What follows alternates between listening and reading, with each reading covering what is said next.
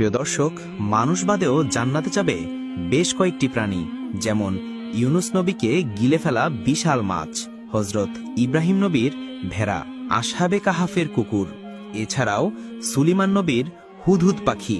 সেই হুদহুদ পাখি কেন জান্নাতে যাবে, হুদহুদ পাখির কি কি ক্ষমতা ছিল, আর সুলেমান নবী হুদহুদ পাখিটিকে কোথায় পেয়েছিলেন। এছাড়া আরো জানবো সুলেমান নবীর আংটি চুরি করে কিভাবে একটা জিন তার রূপ ধারণ করেছিলেন, আর সেই আংটির কি ক্ষমতা ছিল সেটা জানলেও অবাক হবেন। আরো জানবো সুলেমান নবীর এক রহস্যময় বিবাহর ঘটনা। হলে চলুন শুরু করি আজকের ভিডিও। হজরত সুলাইমান আলাইহি ওয়াসাল্লাম ছিলেন মহান আল্লাহ তাআলার একজন রাসূল। তিনি ছিলেন হজরত দাউদ আলাইহি ওয়াসাল্লামের পুত্র। মহান আল্লাহ তাআলা তাকে সমগ্র দুনিয়ার বাদশাহী দান করেছিলেন। তিনি এই দুনিয়ার পক্ষে প্রায় ৭৫০০ বছর পর্যন্ত মানুষকে তাওহীদের দাওয়াত দিয়েছিলেন। এছাড়া মহান আল্লাহ তাআলা তাকে সমস্ত পশু পাখির ভাষা বুঝার বিশেষ ক্ষমতাও দিয়েছিলেন। একদা হজরত সুলাইমান আলাইহি ওয়াসাল্লামের দরবারে বনের সমস্ত পাখিরা এসে হাজির হল।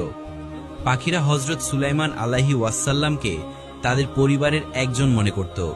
তারা সবাই হজরত সুলাইমান আলাইহি ওয়াসাল্লামের সেবায় নিয়োজিত হয়ে গেল। তারা কে কে কাজে পারদর্শী তার ফিলিস্তি হজরত সুলাইমান আলাইহি ওয়াসাল্লামকে দিতে লাগল। সমস্ত পাখির কথা শেষ হলে এবার এলো হুদহুদ পাখির কথা।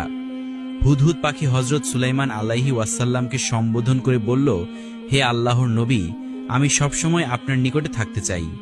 আমার এমন একটি জ্ঞান রয়েছে যা অন্য কোনো পাখির কাছে নেই। এই কথা শুনে হজরত সুলাইমান আলাইহি ওয়াসাল্লাম হুদহুদকে বললেন, তোমার এমন কি জ্ঞান রয়েছে যা অন্য কারো কাছে নেই? তখন হুদহুদ পাখি বলল, হে আল্লাহর নবী, আমি যখন আকাশে উড়ে বেড়াই তখন পৃথিবীতে পানির স্থলগুলো আমি দেখতে পারি। এই কারণে মাটির গভীরে থাকা পানিও আমার দৃষ্টি এড়ায় না। আমি উপর থেকেই পানির গভীরতা মাপতে পারি এবং পানির উৎসের খোঁজ বের করতে পারি। সেজন্য আমি যুদ্ধের সময় আপনি এবং আপনাদের সৈন্যদের সঙ্গে থাকতে চাই। তার কথা শুনে হজরত সুলাইমান আলাইহি ওয়াসাল্লাম খুশি হয়ে বললেন, হে হুদহুদ পাখি, তুমি আমাদের একজন ভালো বন্ধু। আমরা যখন পানি ও ঘাসবিহীন মরুভূমিতে অবস্থান করব তখন তুমি আমাদের সঙ্গে থেকো। হজরত সুলাইমান আলাইহি ওয়াসাল্লামের এই কথা শুনে কাক খুবই ঈর্ষান্বিত হল। অতঃপর সে বলল, হে আল্লাহর নবী, এই হুদহুদ পাখি মিথ্যা বলে আপনার সঙ্গে বেয়াদবি করেছে। সে আকাশ থেকে মাটির ভেতরের পানির গভীরতা দেখতে পায়, অথচ এক মুঠো মাটির নিচে তার জন্য পেতে রাখা ফাঁদ সে দেখতে পায় না।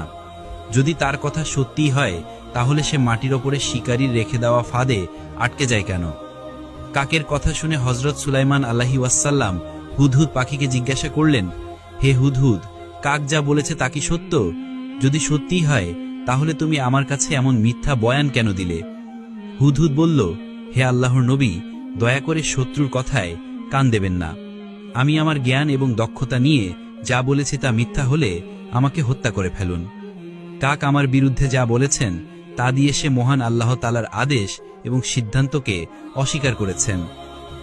সে এই কথা বুঝতে পারছে না যে নিয়তির কারণে আমি ফাঁদ দেখতে পাই না। এটার সঙ্গে মাটির নিচে থাকা পানি দেখতে পাওয়া বা না পাওয়ার কোনো সম্পর্ক নেই। মহান আল্লাহ তাআলা যদি আমাকে ফাঁদ দেখার ক্ষমতা দিতেন তবে অবশ্যই আমি মাটিতে থাকা ফাঁদ দেখতে পেতাম। একদিন হজরত সুলাইমান আলাইহি ওয়াসাল্লাম তার দরবারে বসেছিলেন। তখন মালাকুল মাউত হজরত আজরাইল আলাইহি ওয়াসাল্লাম তার দরবারে এসে হাজির হলেন। হজরত সুলাইমান আলাইহি ওয়াসাল্লাম আজরাইল আলাইহি ওয়াসাল্লামকে জিজ্ঞাসা করলেন, হে ভাই মালাকুল মাউত, আপনি এখানে কেন? জবাবে মালাকুল মাউত বললেন, আমি আপনার সঙ্গে কথা বলতে এসেছি, কথা বলেই চলে যাব। তখন হজরত সুলাইমান আলাইহি ওয়াসাল্লামের দরবারে এক ব্যক্তি এসে খুবই চিন্তিত মুখে হজরত সুলাইমান আলাইহি ওয়াসাল্লামকে জিজ্ঞাসা করলেন, আপনার নিকটে এইমাত্র যে ব্যক্তি এসেছিলেন তিনি কে? জবাবে হজরত সুলাইমান আলাইহি ওয়াসাল্লাম বললেন, তিনি হলেন মালাকুল মাউত। সঙ্গে সঙ্গে দরবারের সেই ব্যক্তি বলল, যাব না। সে যখন আসলো খুব রাগান্বিত চোখে আমার দিকে তাকিয়েছিল, আবার যাবার সময়ও খুব রাগান্বিত চোখে আমাকে দেখল। আমার খুব ভয় হচ্ছে, যাব না। আমি এখনই আমার বোনের কাছে চলে যেতে চাই। হজরত সুলাইমান আলাইহি ওয়াসাল্লাম জিজ্ঞাসা করলেন, তোমার বোন এখন কোথায় রয়েছে? সেই ব্যক্তি বলল, আমার বোন রয়েছে এমন এক জায়গায় যেখানে ঘোড়ায় চড়ে 7 দিন সময় লাগে। হজরত সুলাইমান আলাইহি